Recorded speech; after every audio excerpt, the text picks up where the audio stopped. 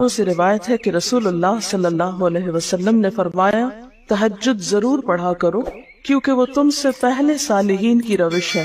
یعنی یہ نماز صرف امت مسلمہ کے لیے نہیں بلکہ ہم سے پہلے دیگر امتوں کے جو نیک لوگ گزرے ہیں ان کی روش بھی یہی ہے، اور تمہارے لیے اپنے رب کے قرب کا وسیلہ ہے. یعنی تہجد وسیلہ ہے کس کا؟ اللہ کا قرب حاصل کرنے کا، اور گناہوں کے مٹنے کا ذریعہ، اور مزید گناہوں سے بچنے کا سبب ہے.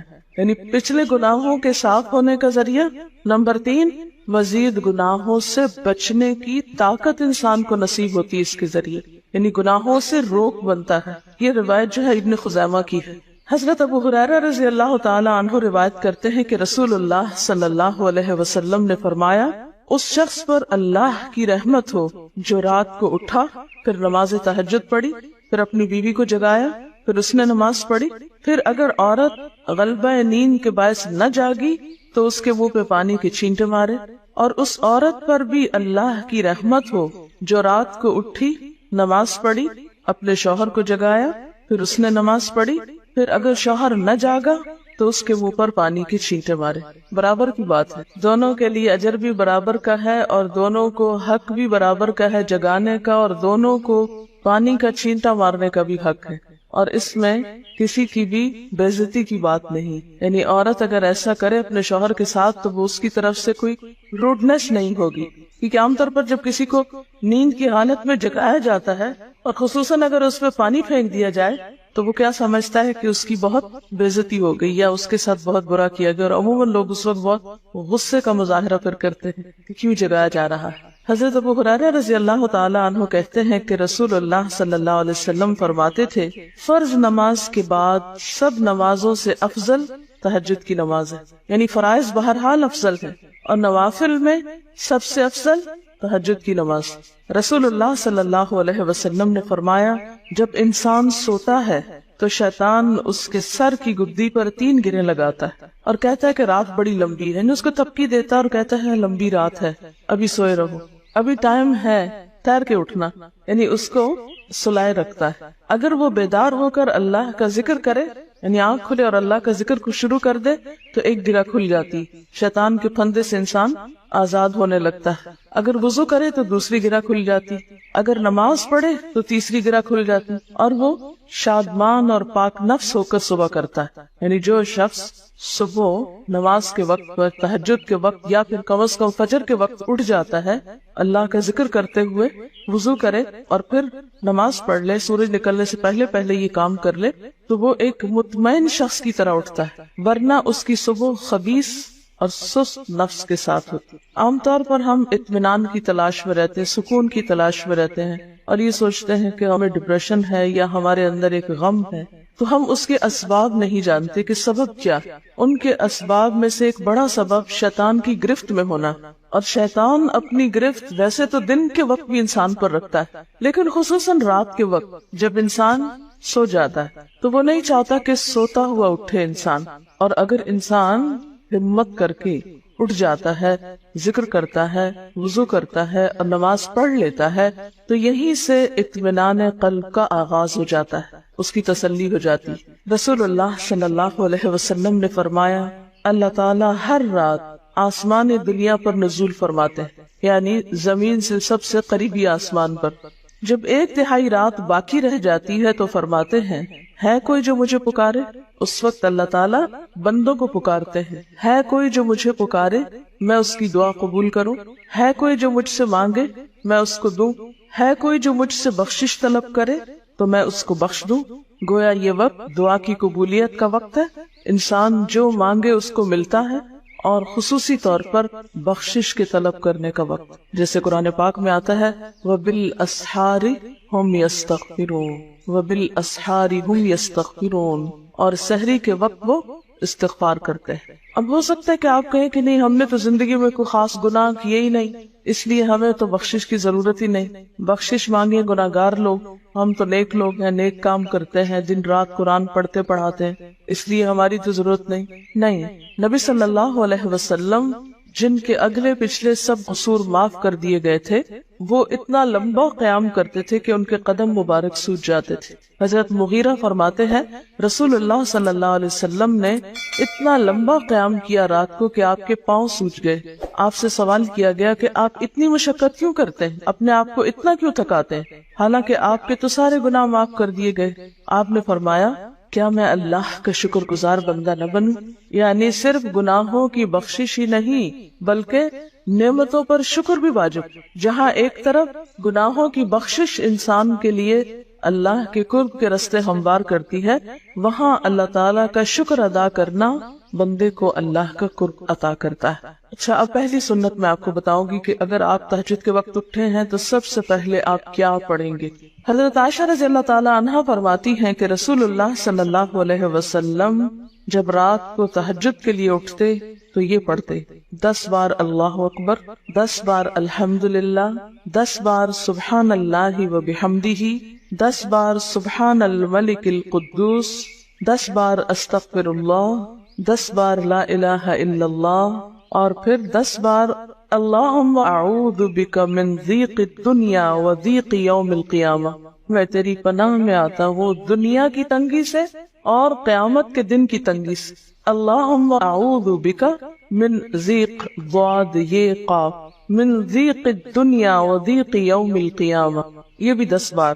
اور پھر فرماتے اللہم اغفر لی واہدنی وارزقنی وعافنی، پھر وضو کرتے اور تہجد شروع کرتے، یعنی یہ بھی وضو سے پہلے آپ پڑھ لیتے۔ تو آپ کیا کر سکتے ہیں، جیسے آنکھ کھلی یا بستر پر لیٹے ہیں تو بعض اوقات ایسا ہوتا ہے نا کہ انسان سوچتا ہے اچھا ایک سائڈ پہ سو کے اتنے تھکے ہوئے ہوتے ہیں کہ آپ ایک دم نہیں اٹھ پاتے۔ حالانکہ آپ صلی اللہ علیہ وسلم کے نیند سے بیدار ہونے کا طریقہ کیا تھا کہ جب آپ اٹھتے تھے تو یکدم اٹھتے تھے، سستی کے مارے نہیں کہ کبھی ایک طرف لیٹ گئے پھر دوسری طرف سو گئے پھر دائیں طرف پھر بائیں طرف، نہیں، جب جاگنے کا وقت ہوتا تھا تو آپ فوراً اٹھ جاتے تھے۔ لیکن بسا اوقات ایسا ہوتا ہے کہ انسان تھکا ہوا ہوتا ہے، سائڈ بدل کے دوسری طرف کو ذرا لیٹتا ہے، تو یہ لیٹے لیٹے بھی آپ اذکار پڑھ سکتے ہیں، ٹھیک ہے؟ اور یہ سب آپ کو آتے ہی ہوں گے سوائے ایک وہ ذکر کے اللہم اعوذ بک من ضیق الدنیا و ضیق یوم القیامہ، اور ترتیب آپ یاد کر لیں اپنے بیڈ سائڈ ٹیبل پہ یا بیڈ پہ یا کہیں بھی، یہ نوٹس کسی پین کے ساتھ لکھ کے لگا دیں، چپکا دیں، اور جب یاد ہو جائے تو پھر اتار دیں، جب عادت بن جائے تو ہٹا دیں وہاں سے، ٹھیک ہے؟ جتنے دن عادت نہیں بنتی اتنے دن اپنے یادداشت کے لیے رکھ لیں۔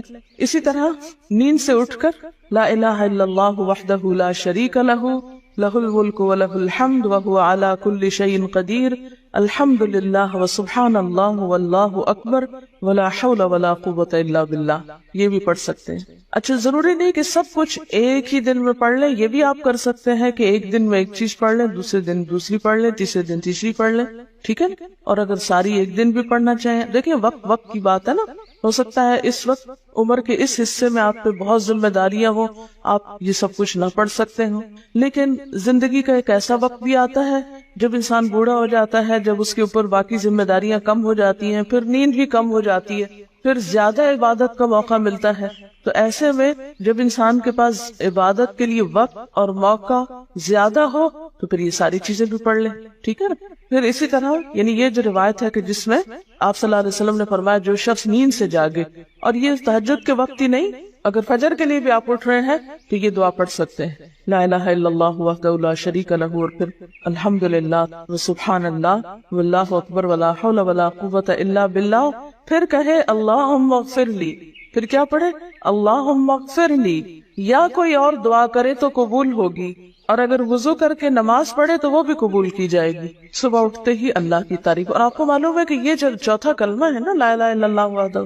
اس کو دعا بھی کہا گیا، حالانکہ اس میں صرف اللہ تعالیٰ کی حمد و ثنا، اور یہ یوم عرفہ کی دعا ہے۔ حدیث میں آتا ہے کہ مجھے اور مجھ سے پہلے انبیاء کو اس دن کی جو بہترین دعا سکھائی گئی یعنی یوم عرفہ کی دعا، لا الہ الا اللہ وحدہ لا شریک لہ، حالانکہ اس میں مانگنے کی تو کوئی چیز ہی نہیں، صرف اللہ کی حمد و ثنا ہے۔ جیسے حضرت ایوب علیہ السلام نے کہا تھا انی مسنی الضر وانت ارحم الراحمین، مانگا کچھ نہیں، انت ارحم الراحمین، انت ارحم الراحمین۔ اللہ تعالیٰ کی تعریف کر کے اللہ تعالیٰ کے نام کے ساتھ اس کو اگر انسان پکار لیتا ہے تو یہ بھی اس کے لیے بہت کافی۔ ایک اور روایت میں آتا ہے رسول اللہ صلی اللہ علیہ وسلم جب تہجد کے لیے اٹھتے یعنی آپ ایک مرتبہ اٹھے، یعنی جو صحابی روایت کرتے ہیں، تو آپ نے بیٹھنے کے بعد آسمان کی طرف نظر کر کے سورۃ آل عمران کی آخری 11 آیات 190 سے لے کر 200 تک 11 آیتیں یہ پڑھی، ان فی خلق السماوات سے لے کر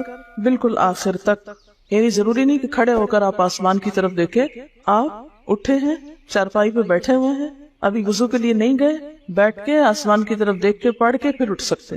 اب اس میں آپ دیکھیں نا کہ انسانی نفس کی بھی ایک رعایت ہو جاتی. لیٹے لیٹے آپ نے ایک ذکر پڑھ لیا، بیٹھ کے آپ نے دوسرا پڑھ لیا، پھر آپ وضو کو چلے گئے، تو اس میں وہ جو ایک طبیعت کی کسل بندی ہوتی ہے وہ بھی ساتھ ساتھ اللہ کے ذکر سے دور ہوتی جاتی ہے، اور ایک سٹیپ کے بعد دوسرا سٹیپ لینا بھی آسان ہو جاتا ہے. اچھا، اس میں آپ دیکھیں حکمت کیا ہے کہ آپ صلی اللہ علیہ وسلم نے کیا فرمایا کہ آسمان کی طرف دیکھ کے پڑھا تھا تاکہ اچھی طرح آنکھیں کھل سکیں. تو زبانی یاد کرنے کا مطلب یہ نہیں کہ آپ آنکھیں بند کر کے سوئے سوئے پڑھیں، کیونکہ بعض اوقات ایسا ہوتا ہے نا، آنکھ کھلتی ہے، ذکر شروع کرتے ہیں اور پھر پتہ ہی نہیں چلتا اور ذکر آدھے میں رہ جاتا ہے اور سو چکے ہوتے ہیں. اور پھر اگر آپ کو زبانی یاد نہیں ہوگی نا، دیکھ کے پڑھیں گے تو وہ الماری کی طرف ہی دیکھتے رہیں گے، آسمان کی طرف نہیں دیکھ سکیں گے، تو پھر سنت پوری نہیں ہو سکے.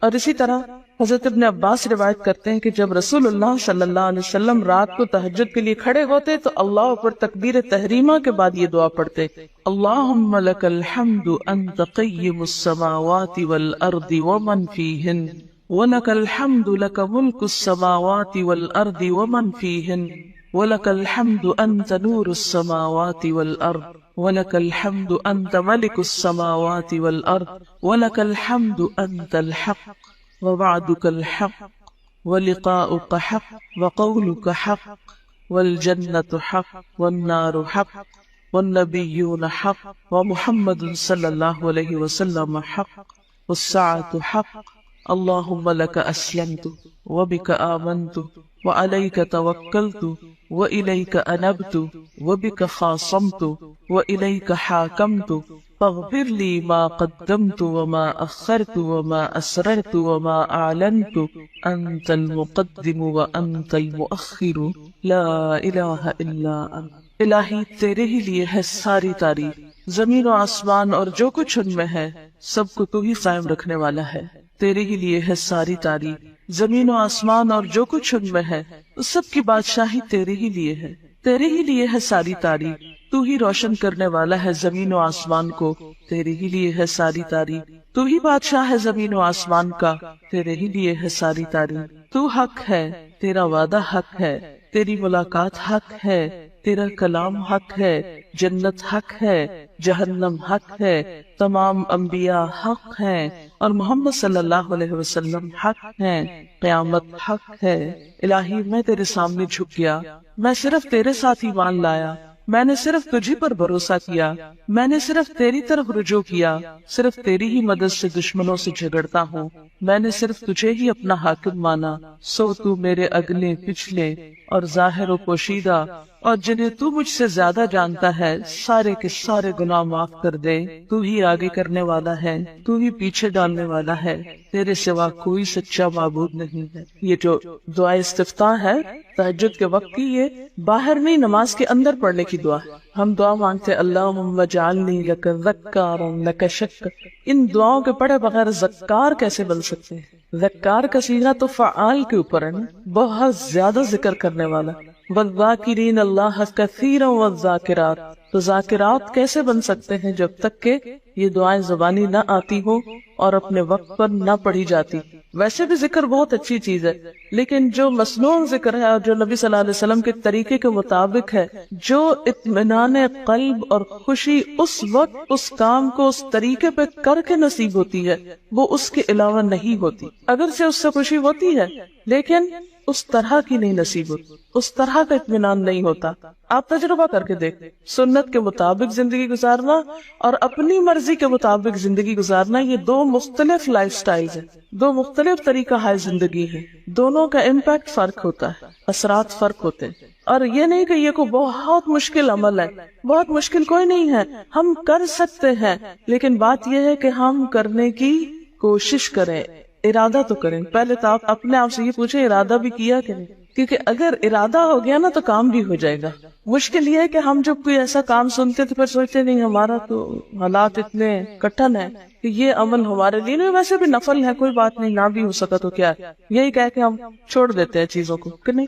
لیکن میں سمجھتی ہوں کہ جو عمر آپ بچیوں کی خاص طور پر اس وقت اس عمر کو غنیمت سمجھے، اور اس میں آپ نے جو کچھ اب یاد کر لیا، عادت ڈال لی، وہ اگلی زندگی میں شدید مصروفیت کے باوجود بالکل عادت ثانیہ ہو جائے گی، ایک روٹین ہو جائے گی، اور آپ کو مشکل نہیں ہوگی. لیکن اگر اب نہیں عادتیں ڈالی، کل کو یا نئے سرے سے عادت ڈالنا بہت مشکل ہوگا. سنت مشکل نہیں ہے، صرف یہ ہے کہ ارادے، نیت اور پھر کوشش کی ضرورت. کر لیں گے تو ہو بھی جائے گی، آخر کرنے والے کرتے ہیں. لیکن جب پہلے سے سوچتے تھے نہیں بڑا مشکل، تو اللہ والے کرتے ہیں، اور وہ تو نیک لوگوں کا کام ہے. ہم تو نہ اللہ والے ہیں اور نہ ہی نیک ہیں، تو کیوں نہیں ہے، ہو جائے. اب آپ صلی اللہ علیہ وسلم کی تہجد کی کیفیت کیا تھی؟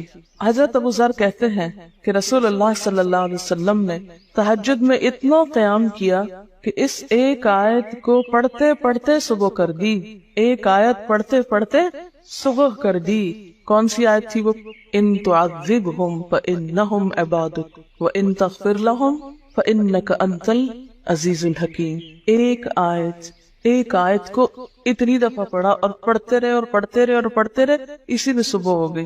تو طویل قیام جو ہے ضروری نہیں کہ وہ صرف کس وقت ہو، کوئی لمبی سورت پڑھ کے، چھوٹی سورت بھی ہو سکتی ہے، لیکن روح کے ساتھ، شعور کے ساتھ اگر آپ دوہرا کے بھی پڑھے.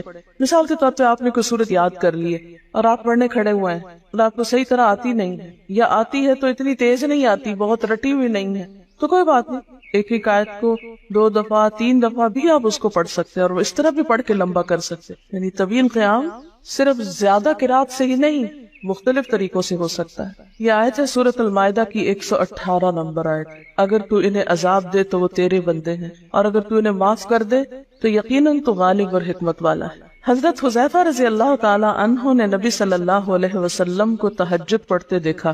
وہ کہتے ہیں سورۃ فاتحہ کے بعد آپ نے سورۃ بقرہ پڑھی، پھر رکوع کیا. آپ کا رکوع آپ کے قیام کی مانند تھا. ہماری تو کمر نہیں ٹوٹ جاتی، کر کے تو ذرا دیکھیں. میں نے زندگی میں پہلی دفعہ رمضان میں طویل رکوع اور سجدے کا موقع ملا. اس سے پہلے تو اس طرح کا سچ پوچھے کانسیپٹ بھی کوئی نہیں تھا، کیونکہ بہت سی چیزیں جب ہم پڑھتے ہیں تو ہم کہتے ہیں ہاں یہ نبی صلی اللہ علیہ وسلم کے لیے ہے، یہ تو آپ کی شان ہے اور آپ کا مقام ہے. ہم تو عام کمزور بندے. اصل میں ہم کمزور کیوں ہیں؟ اس لیے کہ ہم نے اپنی الرجیز بیکار باتوں میں بہت لگا رکھی، بیکار غم پالے ہوئے ہیں، بیکار مشغلے ہیں، بیکار گفتگویں ہیں. انرجی تو لگتی ہے نا. آپ فضول کی باتیں سوچیں تو کیا انرجی نہیں لگے گی؟ آپ لایانی چیزوں پہ کوڑنا شروع کر دیں، کیا انرجی نہیں لگے گی؟ لگے گی. تو پھر آپ کے پاس کوئی تعمیری مثبت کام کرنے کے لیے نہ وقت ہے نہ انرجی ہے. پھر اس وقت تک آپ خالی ہو چکے ہوتے ہیں. رات کو دیر تک آپ اگر فضول گپ شپ کرتے رہے تو صبح اٹھے گا کون، اور پھر صبح پڑھے گا کون، اور اگر پڑھے بھی تو کیا پڑھے اس. کبھی آپ نے سوچا کہ احادیث کی یہ جو کتابیں ہیں یہ ساری کی ساری صرف آپ کی گفتگو نہیں، آپ کے عمل کا بھی احاطہ کیے ہوئے ہیں، اور ٹوٹل آپ کی گفتگو یہی ہے. اور اگر ہم اپنی گفتگو کو دیکھیں اور ہماری باتوں کی کوئی کتاب تیار ہو، نبی صلی اللہ علیہ وسلم کی عظمت کو پہچانے، ہم اپنی گفتگو کا جائزہ لیں. اگر ہماری گفتگو بھی ریکارڈ ہو کر لوگوں کے پاس جانے لگے، لوگوں تک پہنچنے لگے، ہم عملی نمونہ کیوں نہیں لوگوں کے لیے؟ ہمیں دیکھ کر لوگوں کے عمل کیوں نہیں بدلتے؟ ہماری بات لوگوں پر اثر کیوں نہیں کرتی؟ کبھی سوچا ہم نے؟ صرف اپنی گفتگو کے آئینے میں ہی اپنے آپ کو پہچان لیں کہ ہم کہاں ہیں، کون ہیں، کہاں کھڑے، لوگوں کے بیچ میں کیا باتیں کرتے ہیں، لوگوں کے پیٹھ پیچھے کیا باتیں کرتے ہیں، کہاں کس حال میں کیا کر رہے ہوتے ہیں. ہر شخص اپنے آپ کو خود پہچان سکتا ہے. کیا واقعی ہم اس لائق ہے کہ کوئی ہم سے کچھ سیکھے؟ صرف اپنے گفتگو کے آئینے میں خود کو پہچانے. بعض اوقات کتنا بیکار بولتے ہیں، کتنا بے مقصد بولتے ہیں، کتنا ضرورت سے زائد بولتے ہیں. اس کا یہ مطلب نہیں کہ مصنوعی خاموشی اپنے اوپر مسلط کر لیں، کیونکہ پھر ہم دوسری ایکسٹریم پہ نکل جاتے ہیں. لیکن بامقصد گفتگو کتنی ہے ہماری باتوں میں جو واقعی فائدہ مند. تو پھر ذرا روک بھی لیا کریں نا اپنے آپ کو. اپنے ساتھ خود ہی محنت کریں گے تو بات بنے گی. سوچیں تو، احساس تو کریں. جب کریں گے تو انشاءاللہ کامیابی بھی ہوگی. لیکن پہلی بات تو یہ نا کہ ہم جو کچھ کرتے ہیں نہ اس کا حساب کرتے ہیں، نہ اس کے بارے میں سوچتے ہیں کہ ہم کر کیا رہے ہیں. ہمیں نیکی نہ کرنے کا موقع یا ہمارے نیکی نہ کرنے کا ایک سبب اور ایک بڑی وجہ ہماری انرجیز کا بیکار چیزوں میں استعمال ہونا ہے، فضول کی سیاست میں ملوث ہونا ہے. اپنی ذمہ داریوں کا ہمیں ہوش نہیں ہوتا، دوسروں کے کاموں میں مداخلت خوب سوچتی. خود کیا کر رہے ہیں اس کا کچھ پتہ نہیں، دوسرے کیا کر رہے ہیں اس سے بہت دلچسپی یا کیا نہیں کر رہے. بہت سے لوگ، بہت سی خواتین کمر درد کی شکایت کرتے اور اس کی ایک بڑی وجہ نمبر 1 رکوع کا صحیح پوزیشن پہ نہ ہونا ہے، اور نمبر 2 اس پوزیشن پہ کوئی ایکسرسائز نہیں ہماری ہوتی. یہ بتا رہی ہے کہ کسی کی کمر میں درد تھا اور ٹھیک نہیں ہوتا تھا کسی چیز سے، تو ڈاکٹر نے ان کو یہ مشورہ کیا کہ طویل رکوع اور طویل سجدے کریں. بیسٹ ایکسرسائز ہے، کر کے تو دیکھیں. اور اس میں آپ دیکھیے کہ صحیح پوزیشن پہ لائیں، بالکل اسٹریٹ رکھیں گردن اور کمر کو.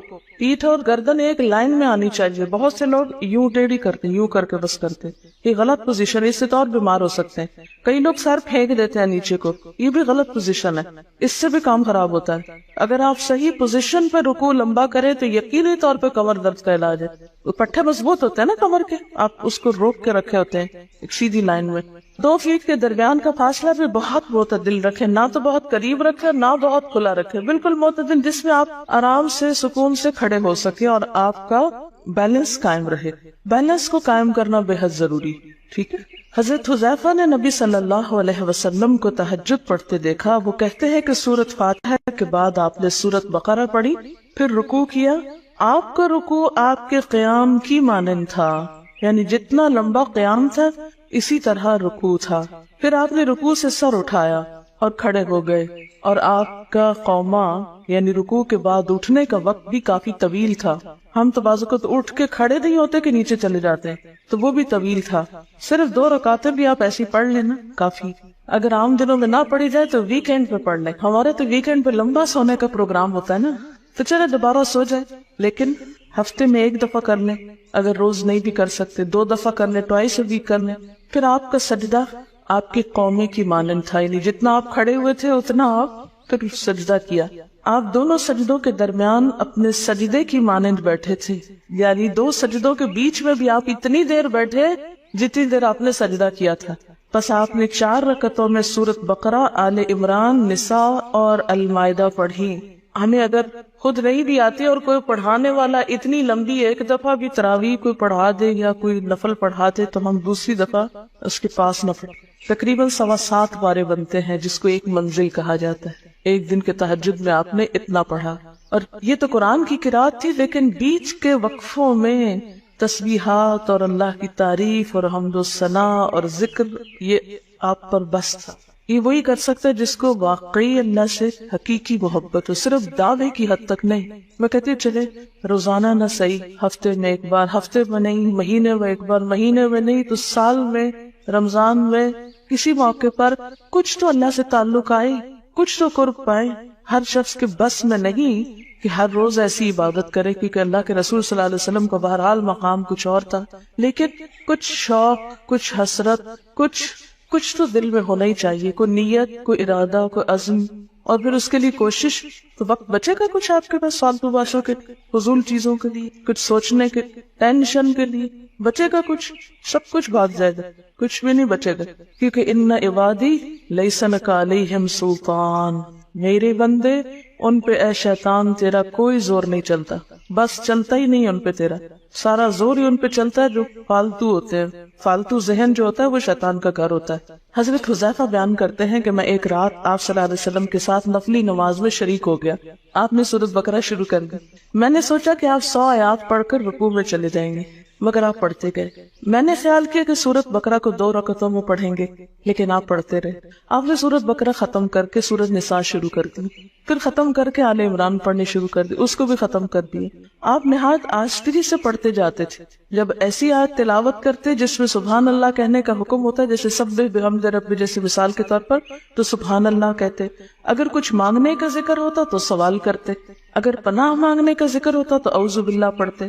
اس حدیث سے یہ بھی پتہ چلتا ہے کہ سورتوں کی ترتیب ضروری نہیں، کیونکہ آپ نے پہلے النساء پڑھی پھر آل عمران پڑھی. یہ جو ہر وقت لوگ پیچھا کیے رکھتے ہیں نا، بعض کا تو بہت زج کرتے ہیں. آپ نے پہلی رکعت میں یہ پڑھائی تھی تو دوسری میں یہ کیوں پڑھا دی؟ یہ تو سنت میں ملتا ہے کہ پہلی رکعت طویل ہے دوسری کے مقابلے میں، لیکن یہ لازم نہیں کہ جو پہلی میں پڑھے اس کے بعد آگے والی صورتوں میں سے پڑھے، پیچھے والی میں سے نہیں پڑھ سکتے. رسول اللہ صلی اللہ علیہ وسلم نے عبداللہ بن عمرو سے کہا، مجھے بتلایا گیا ہے کہ تم ساری رات نفل پڑھتے اور دن کو روزہ رکھتے ہو. اگر تم ایسا کرو گے تو تمہاری آنکھ کمزور اور طبیعت سست ہو جائے گی. ہر روز روزہ اور ہر رات جگراتا تمہاری جان اور تمہارے بال بچوں کا بھی تم پر حق ہے، اس لیے روزہ رکھو اور افطار بھی کرو، اور رات کو قیام کرو اور سو بھی۔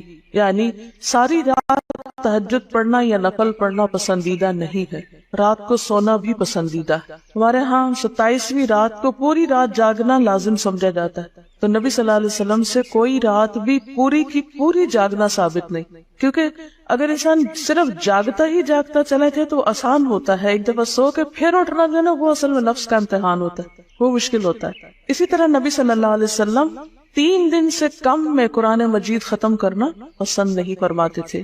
آپ نے حضرت عبداللہ بن عمرو سے فرمایا کہ 1 ماہ میں پورا کر لو۔ انہوں نے عرض کی میں اس سے زیادہ تلاوت کی طاقت رکھتا ہوں، تو فرمایا 20 دن میں کر لو۔ ان کا میں اس سے زیادہ کی طاقت رکھتا ہوں، فرمایا 7 دن میں ختم کر لیا کرو، اس سے زیادہ کی اجازت نہیں، یعنی وہ ایک منزل کر کے۔ صحابہ کرام چونکہ اس زمانے میں مصحف اس طرح تھوڑے چھپے ہوئے تھے کہ کتابوں کی شکل میں ہو، جو قرآن تھا لوگوں کے سینوں میں تھا، یاد کیے ہوئے تھے، اور وہ یاد کیا ہوا کہیں صبح کے وقت الگ بیٹھ کے نہیں پڑھا کرتے تھے، وہ کہاں پڑھتے تھے؟ تہجد میں نماز کے اندر پڑھا کرتے تھے۔ اب یہ تو ہم لوگوں کی مشکل ہوگی نا کہ ہمیں آتا کچھ نہیں زبانی، تو پھر ہم دیکھ کے پڑھتے ہیں تو نماز میں پھر وہ مشکل ہوتا ہے تو الگ رکھ کے پھر اس کو پڑھ رہے ہوتے ہیں، ٹھیک ہے۔ لیکن زیادہ بہترین پڑھنا نماز کے اندر کا پڑھنا، اگرچہ دیکھ کے پڑھنے کی اس میں بھی اجازت ہے، لیکن ان کی چونکہ شدید حرص تھی حضرت عبداللہ بن عمر کی، تو آپ نے ان کو 3 دن کی پھر اجازت دے دی تھی، اور آپ نے فرمایا کہ اس شخص کو قرآن کی کچھ سمجھ نہیں ہو سکتی جو 3 سے بھی کم دن میں قرآن پڑھے۔ نبی صلی اللہ علیہ وسلم نے فرمایا جو شخص رات کے نوافل میں 200 آیات تلاوت کرتا ہے وہ اطاعت گزار مخلص لوگوں میں شمار ہوتا ہے۔